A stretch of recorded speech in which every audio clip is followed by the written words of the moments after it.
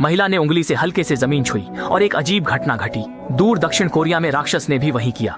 फिर महिला ने हाथ फैलाए और उसके पैरों के नीचे की जनता किनारे हो गई। जब लोग राक्षस से दूर हो गए तो महिला ने राक्षस को झुकने के लिए नियंत्रित किया और जमीन पर कोरियाई भाषा में लिखा कि जनता को डरने की जरूरत नहीं है, और उसने वादा किया कि वह दक्षिण कोरिया को नष्ट नहीं करेगी। ये सद्भावना का इशारा था। लोगों को तुरंत यकीन हो गया कि यह न्यायप्रिय छोटा राक्षस है। लेकिन खुशी मनाने से पहले ही एक यांत्रिक राक्षस शहर में आ गया और इमारतें नष्ट करने लगा। श्याओ मेई ने तुरंत पहचान लिया कि वह उसका पूर्व प्रेमी है, इसलिए वह पार्क की ओर दौड़ी और सांग ब्याओ को थप्पड़ मारा। उसी समय कोरिया में राक्षस ने भी यांत्रिक राक्षस को थप्पड़ मारा। हालांकि श्याओ मेई सांग ब्याओ का मुकाबला नहीं कर सकी और तुरंत हार गई। घर लौटते ही छोटी मेई जितना सोचती उतना ही गुस्सा होती गई। तभी उसके मन में एक साहसी विचार आया। अगले दिन जब सांबियाओ कोरिया को समतल करने वाला था, उसने एक भयानक छाया देखी। एक हजारों मीटर ऊंचा राक्षस अलौकिक गति से उसकी ओर बढ़ने लगा। सामने का भयानक दृश्य देखकर आदमी तुरंत भाग खड़ा हुआ। उसी समय कोरिया में श्याओ मेई ने उस आदमी की मंशा समझी। फिर तेजी से राक्षस को काबू किया और 500 मीटर लंबा विशाल हाथ बढ़ाकर उसे पकड़ लिया।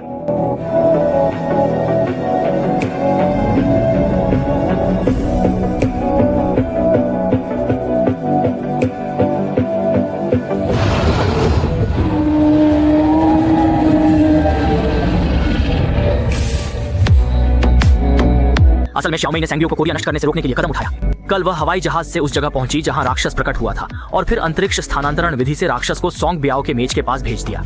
इससे सांग ब्याओ चौंक गया। हालांकि श्याओ मेई के चेहरे पर कोई उत्साह नहीं था, बल्कि उसकी आंखें आंसुओं से भरी थीं। इस समय संघर्ष करते सांग ब्याओ को देखकर कई विचार उसके मन में उमड़ने लगे और श्याओ मेई को अपने अतीत की बातें याद आ गईं। असल में जब वे छोटे थे, दोनों स्कूल के बाद अपने सामान लेकर घर जा रहे थे, तभी अचानक रास्ते में तेज हवा चलने लगी। फिर उसने श्याओ मेई की कृति पास के पार्क में फेंक दी। यह देखकर सांग ब्याओ तेजी से उसके पीछे दौड़ा। श्याओ मेई ने सोचा कि वह कृति लाने में मदद करेगा, लेकिन देखा कि सांग ब्याओ ने कृति जमीन पर रख दी और फिर पागलों की तरह उस पर पैर पटकने लगा। यह देखकर श्याओ मेई को गुस्सा आ गया। अगले ही पल बिजली की चमक श्याओ मेई के सिर पर गिरी और सांग ब्याओ भी बिजली की चपेट में आ गया। जब वे बेहोश हुए तो उनके पास वे 2 राक्षस थे जिन्हें वे नियंत्रित कर रहे थे। समय तेजी से बीता और 20 साल गुजर गए। न्यूयॉर्क में रहने वाली श्याओ मेई का अब सांग ब्याओ से कोई संबंध नहीं था, लेकिन एक दिन शराब के नशे में उसने अपने बॉयफ्रेंड की नौकरी खो दी, जिससे वह निराश हो गई।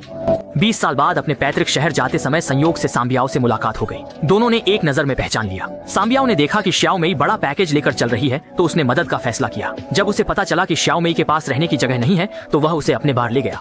यह देखकर श्याओ मेई चौंक गई, सोचकर कि उसका पुराना साथी इतना अमीर हो गया है। बातचीत बढ़ने पर श्याओ मेई ने पाया कि सांग ब्याओ में कुछ बदलाव आया है और उसने धीरे धीरे अपनी पुरानी धारणाओं को छोड़ना शुरू किया। और इसी दौरान